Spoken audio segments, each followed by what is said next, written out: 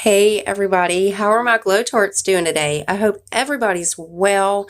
Well, today I have got a new spoiler for you for the Yas May box, and I'll also show you the other spoilers as well as this one. So on their Instagram today, they did post this. This is the Mirabella Beauty, and these are the lip definer pencils.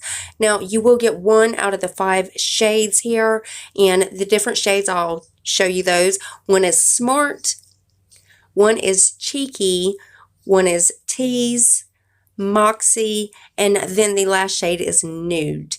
And again, you will get one out of these 5 in your box. And then also the Appeal Cosmetics Holographic Lip Gloss. What the heck?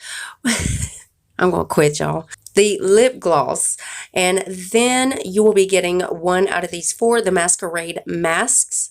And then again, and this one is unconfirmed, but I'm shooting for May. This is the Beauty Creations Splash of Hues palette, and again, guys, this one is unconfirmed, so we are still waiting on a confirmation. And they usually put a palette in their box, so it's a really cool box if you haven't heard of them. I'll put all their information down below in the description box.